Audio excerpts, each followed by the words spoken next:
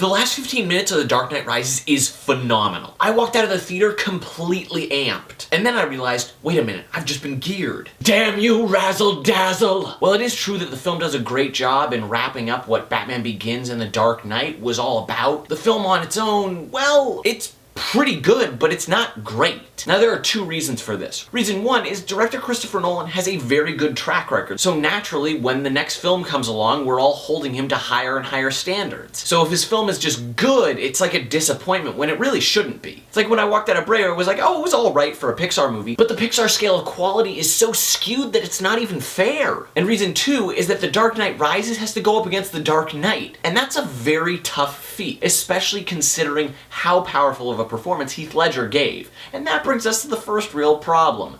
Bane. Now I know that Tom Hardy is a good actor. All you have to do is watch Bronson and you go, oh yeah, he's very capable and incredibly menacing and scary. And that's the issue. He's not menacing or scary in this. The direction he took on Bane is very strange. He's constantly strutting with his vest with this weird swagger, and it seems like he just wanted to be a part of the Toastmasters. Mr. Wayne, may I tell you about people? People, can I tell you about hope? Hope!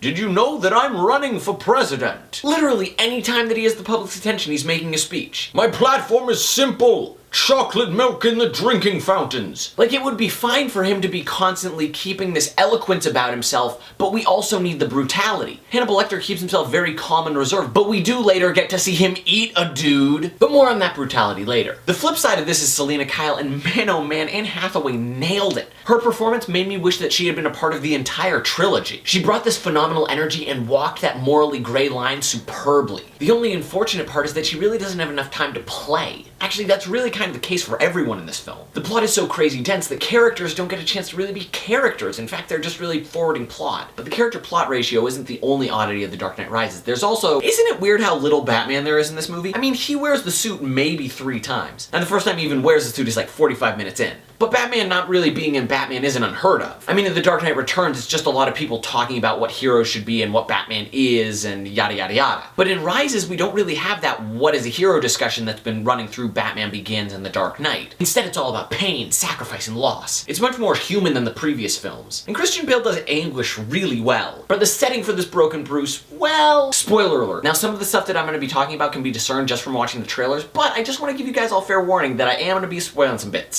So, here's my real issue with Bane. So the entire middle section is spent in this prison where the entire bit is this giant red herring setting up the idea that Bane is the heir to Ra's al Ghul. The prisoners tell him that vague story, even Liam Neeson's ghost shows up and confirms it. Which, thank God that Liam Neeson finally got to be a ghost. I mean, he really got gypped out of it in Star Wars. And going into that final confrontation, I was very excited because the first fight, let's admit it, was kind of a letdown. It could have been great. The absence of score was a really great idea. Just making those hits really sink in. But the build up to it with Selina Kyle was rather lame. And again, going back to cadence, Bane had some cool lines, but he might as well have just been reciting diction exercises while he was fighting Batman. The shadows betray you because they belong to me. And the rain in Spain falls mainly in the plain. So anyway, we get to this final fight, and right out of the gate, tension is diffused. Why did everything in Gotham have to happen during the day? Like, I understand at the start of the film that it's peacetime, so it would make sense for us to be in the light, but the second that Bane blows up a stadium and says, oh hey everybody, there's a bomb, we should be plunged into darkness real fast. Bane is darkness. We should be seeing that super gritty Gotham that we saw in Batman Begins. That, and it's just weird seeing Batman during the day. The other thing that completely diffuses Batman's confrontation with Bane, and completely demotes Bane as a villain in general, is the reveal of Talia al Ghul. Knifed in the back fell for the red herring. Now Bane is literally just an ideological mouthpiece. He's been stripped of mythos and even the idea that he concocted this entire plan to take down Gotham. He could have at least been ruthless muscle, but even the people that he killed, had he killed Lucius Fox or Commissioner Gordon or Alfred, you know, really hit Bruce where it hurts, we would have all been like, that dude's an asshole! He's evil! But instead he's just some really strong gentleman who helped Talia al Ghul when she was stuck in a prison. It makes him weak and immediately unimportant. But we hardly have time to think about that because here we are at the final 15 minutes and like I said, there is razzle dazzle. It's fun, everybody stopped talking and it's just action and going and every actor gets a chance to really shine. Tension builds and a ton of payoffs happen, and I'm not just talking for this movie, for the entire trilogy. I rarely get giddy in the theater, but Nolan really knows how to deliver an ending to a film. And while The Dark Knight Rises does have a few missteps, it's still a very enjoyable film and a great great way to cap off the Dark Knight trilogy.